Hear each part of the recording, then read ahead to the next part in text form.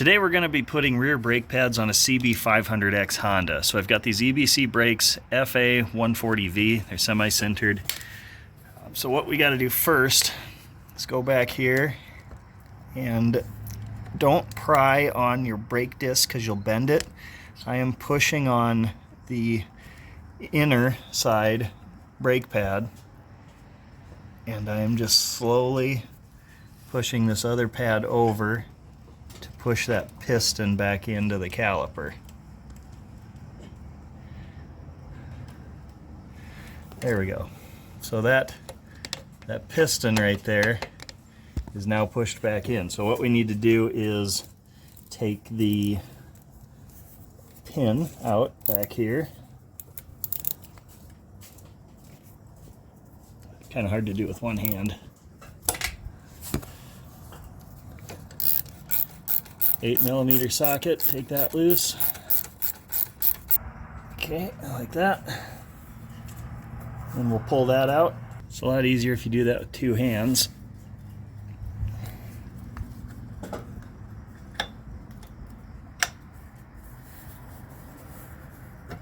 There you go, much easier with two hands if you're not filming.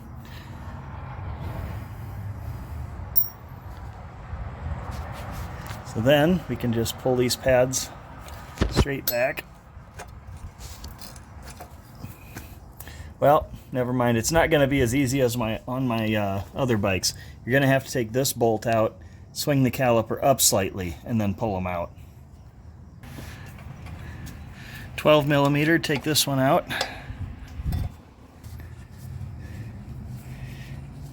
And that one you're going to want to make sure it's clean and put a little grease on that shouldered part when we reassemble it, because that's actually where the caliper slides back and forth on. Okay, so now rotate that upward and you can pull these things out. As you can see, I was kind of getting low on pad there. And if these are really uneven, like one side is really worn out and the other isn't, that could be because your caliper is not floating back and forth. There's another bolt right here that it slides on the front, side to side, and then it does that on the back here. So if it's not moving around, take these out. These are just dust seals that pop off. Grease inside of that really good and make sure it's moving side to side. Another thing you're going to want to do while you're changing your brakes is see if you can catch your fingernail on any deep grooves. You know, the very outside edge and the very inside edge the brake pad doesn't touch, but if there's any deep grooving in the middle, you're either going to have to take it off and have it resurfaced at a machine shop, if you can even find a place that still does that, or you're going to have to put a new brake disc on. So putting these back in, they just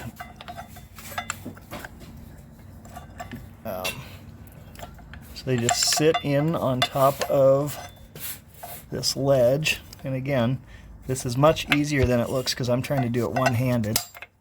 There you go. Sits on top of that ledge, and there's that, if I can get it to focus, there's that little metal clip. That metal clip has to be there.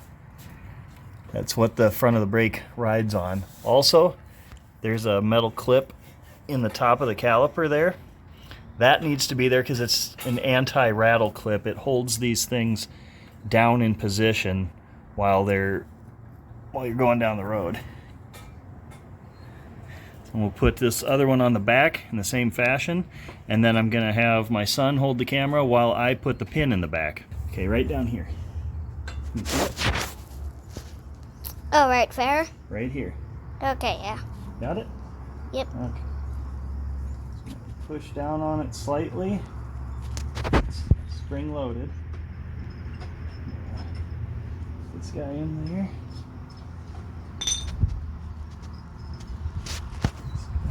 Lined up.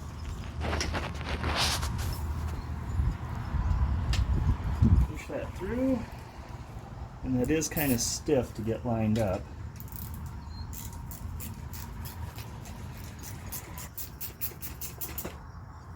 Okay, it's just finger tight right now.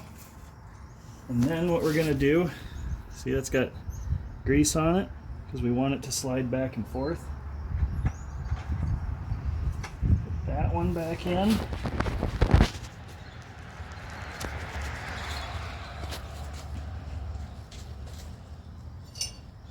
Snug that up.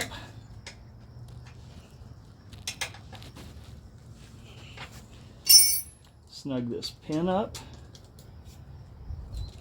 Make sure your caliper is still moving, and then a very important step, pump your brakes, because if you don't, the first time you push that down, it might not even squeeze the brakes, and then you drive right into whatever you're trying to avoid. That is how easy brake pads are on the back of a I almost said CRF again, Riker. We sold that bike years ago. What is this thing? CB. Yeah. CB500X. I treat it like a dirt bike though, don't I? Yeah. Yeah. All right. Thank you, buddy. You're welcome.